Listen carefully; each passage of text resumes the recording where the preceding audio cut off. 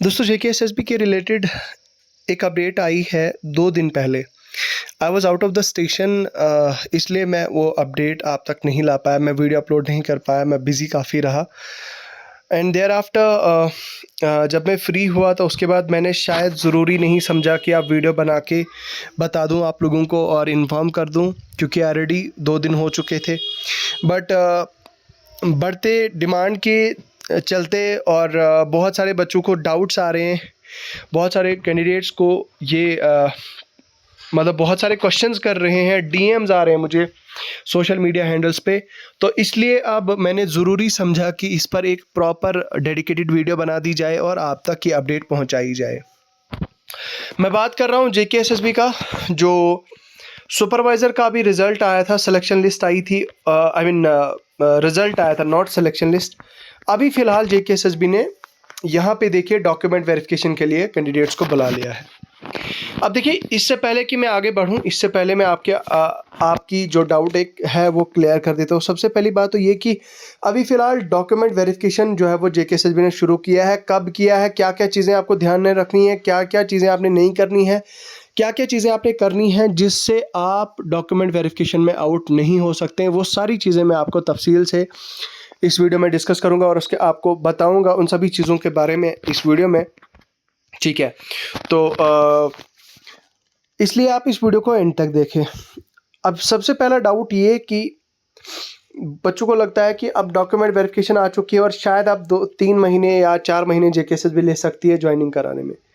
अब देखिए, जैसे ही आपकी डॉक्यूमेंट वेरिफिकेशन कंप्लीट होती है, डॉक्यूमेंट वेरिफिकेशन कंप्लीट होने के बाद ऑलमोस्ट 15 से 20 दिन का टाइम लिया जाएगा जेकेएसएसबी की तरफ से और उसके बाद आपकी ज्वाइनिंग स्टार्ट हो जाएगी।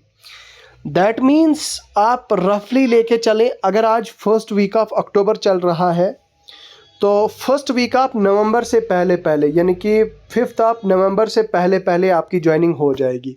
तो ये एक पहला डाउट था जो कैंडिडेट्स पूछ रहे थे। अब यहाँ पे देखिए, पहले हम डेट्स कंफर्म करते हैं कि भाई डेट्स कब तक हैं, कब से कब तक शुरू हैं, जो डॉक्यूमेंट वेरिफिकेशन की कब से कब तक हैं डेट और क्या है। देखो, ये डेट जो वेरिफिकेशन है यहाँ पे ये 9th ऑफ अक्टूबर से स्टार्ट हो रही है, यानी कि ये वेडनेसडे से स्टार्ट हो रही है, 9 अक्टूबर से स्टार्ट हो रही है, ठीक है। और अगर मैं बात करूं तो यहाँ पे अगर आप देखेंगे, यहाँ पे मैं एक चीज़ आपको दिखाना चाहूँगा, 9 ऑफ अक्टूबर से लेकर 11 ऑफ अक्टूबर के बीच में ये चलेंगी, यानी कि सिर्फ 3 दिन में ये आपकी जो वेरिफिकेशन है, ये वेरिफिकेशन जो है वो आपकी चलेगी और 3 दिन में ख़त्म हो जाएगी।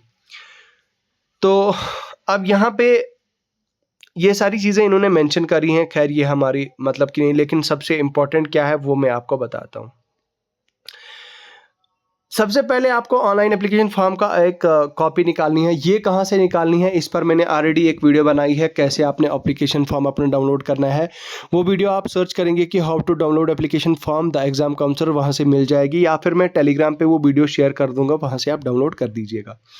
उसके बाद दूसरा है पासपोर्ट साइज़ फ़ोटोग्राफ्स आपने लेने हैं, अपने ओरिजिनल आईडी लेनी है, आधार कार्ड वगैरह ले लीजिएगा, डेट ऑफ बर्थ सर्टिफिकेट यानी कि 10th का डिप्लोमा या फिर मार्कशीट आप ले लीजिएगा। उसके बाद कैटेगरी अगर आपकी है कोई तो कैटेगरी ले लीजिएगा, अपना कैटेगरी सर्टिफिकेट ले लीजिएगा।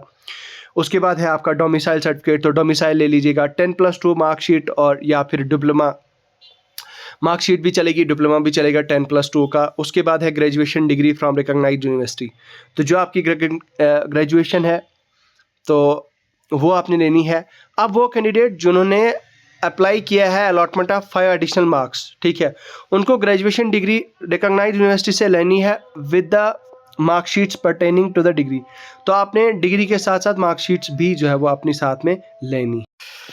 तो उसके साथ साथ में मतलब ये एक चीज़ बताई जा रही है कि आपने अपने जो भी आपका कंट्रोलर है यहाँ पे मार्कशीट्स भी लानी है। अब उसके बाद बोनाफाइड को लेके कैंडिडेट्स को बहुत ज़्यादा डाउट है। बोनाफाइड का एक बार मैं क्लियर करवा देता हूँ। Bonafide certificate on the format prescribed by the board duly issued by the controller of the issue concern universities, ठीक है, in candidates who have qualified from outside of the JNK। अब यहाँ पे अगर आपने बाहर की किसी भी यूनिवर्सिटी से आपने चाहे BSc करी है, BSc नर्सिंग करी है या कोई भी डिग्री करी है, तो उसके लिए आपको बोनाफाइड सर्टिफिकेट एक फॉर्मेट यहाँ पे मैं आपको अभी नीचे दिखाऊंगा, वो फॉर्मेट में प्रॉपर उसी फॉर्मेट में आपने उसी को अटेस्ट करा के लाना है और उसी में जो है वो आपको क्या काम करना है। यहाँ पे आप देखिए, let me check list document verification bona fide. यहाँ पे बोनाफाइड का जो है वो यहाँ के बोनाफाइड इन्होंने दिया नहीं है, ठीक है। तो बोनाफाइड का मैं पीडीएफ शेयर कर दूंगा, जो बोनाफाइड जेकेएसएसबी का रहता है यूजुअली, वो आपने बोनाफाइड जो मेंशन्ड है, स्पेसिफाइड है, वो बोनाफाइड लेके जाना है, वो अटेस्ट करा के लाना है, ठीक है। उसके बाद checklist sheet submitted by the candidate at the time of their DV. तो देखो एनेक्सर बी में चेकलिस्ट का वो उसका प्रिंट आउट लेना है, वो प्रिंट आउट पे आपने फिल करना है। तो उसके बाद है आपने जो 11 नंबर पे है, देखो यार यहाँ पे ये थोड़ा आपको इस चीज़ का आपको डाउट रह सकता है, ये चीज़ मैं आपको क्लियर कर देता हूँ। कैंडिडेट्स को अपना ऑर्डर ऑफ प्रेफरेंसेस भी अपना साथ लाना है। डॉक्यूमेंट पे आपने लिखना है ऑफलाइन मोड, जो आपने प्रेफरेंस फिल किए हुए हैं ऑलरेडी वो आपने फिल करने हैं इसमें, ठीक है। ऑर्डर ऑफ प्रेफरेंस आपने फिल, तो अपने district candidates shall submit offline preferences only if items and districts which they have opted in the application form. तो ये चीज़ थोड़ा आप क्लियर कर दीजिए, आपने सिर्फ उन्हीं का प्रेफरेंस फिल करना है जिसमें जो आपने ऑनलाइन एप्लीकेशन फॉर्म में फिल किए हैं। देखिए मान लीजिए डॉक्यूमेंट वेरिफिकेशन में एक कैंडिडेट है, एक बच्ची है जिसका नाम प्रिया है फॉर एग्जांपल, दूसरी है लड़की, उसका नाम है सुमैया, ठीक है। प्रिया ने क्या काम किया है कि प्रिया ने यूटी में भी अप्लाई किया है, पूरे सभी डिस्ट्रिक्ट कार्डर्स में जो है वो अप्लाई किया है, लेकिन ऑन द अदर हैंड जो सुमैया ने सिर्फ अपने एक डिस्ट्रिक्ट में अप्लाई किया है। तो अब अगर सुमैया मान लो फॉर एग्जांपल क्या करती है कि सभी डिस्ट्रिक्ट में प्रेफरेंस फिल करती है, तो उससे कोई खास फर्क और कोई फ़ायदा होना नहीं है। जेकेएसएसबी ने स्पेसिफिकली मेंशन रखा है यहाँ पे कि भाई आपको वही भरना है जो आपने अपनी एप्लीकेशन फॉर्म में भरा हुआ है। यानी कि सुमैया ने अगर एक ही डिस्ट्रिक्ट में अप्लाई किया है तो उसको एक ही डिस्ट्रिक्ट की वो कार्डर का वो फिल करना है, ठीक है। Candidates who fail to appear before the respective document verification, तो अब देखो जो कैंडिडेट डॉक्यूमेंट वेरिफिकेशन अपनी नहीं कराएगा, जो अपीयर नहीं करेंगे, तो उनको सिलेक्शन लिस्ट से बाहर कर दिया जाएगा, ठीक है। यहाँ पे आप देखिए the allotment of 5 marks to the candidates online or offline are reflected to the annexure as purely provisional and shall not be candidate right to the preferential treatment for the selection. Final allotment shall be made after verification of the requisite document by the concerned document. अच्छा, मतलब ये जो चीज़ बताई जा रही कि जो allotment हुई है डॉक्यूमेंट वेरिफिकेशन, या जो बच्चों के रैंक है, ये जो अभी के रैंक हैं वो रैंक ऊपर नीचे भी हो सकते हैं, क्योंकि अभी जो कंसर्न अथॉरिटी ने अभी प्रॉपर क्रॉस वेरीफाई चेक नहीं किया है, ठीक है। जब कंसर्न अथॉरिटी इसका प्रॉपर चेक करेगी, वेरीफाई करेगी, और वेरीफाई करने के बाद जब अथॉरिटी को लगेगा कि ये बच्चा जेन्युइन है, इसको सही में ये जो 5 पॉइंट्स मिले हैं, ये बच्चा जेन्युइन है, इस बच्चे को ये पॉइंट्स मिलने चाहिए, तो फिर उसके बाद ही कहीं उस बच्चे को वो पॉइंट मिलेंगे, ठीक है। उसके बाद जाके आपकी सिलेक्शन लिस्ट मिलेगी। और यहाँ पे एक चीज़ उन्होंने बताई है कि यहाँ पे ये प्रोविजनल है, ये कोई परमानेंट नहीं है कि इसके बाद चेंज नहीं होगा, ठीक है। जब डॉक्यूमेंट वेरिफिकेशन होगी, वेरिफिकेशन होने के बाद अगर लगा जेकेएसएसबी को कि नहीं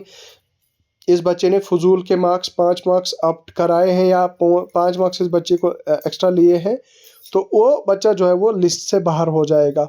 मान लीजिए अगर किसी ने झूठ इन्फॉर्मेशन, गलत इन्फॉर्मेशन, फॉल्स इन्फॉर्मेशन फिल करी है। ये आप देखिए, आप बच्चों के नाम एनेक्सर ए में जम्मू डिवीज़न के बच्चे हैं जो जिनका जम्मू में है, ठीक है।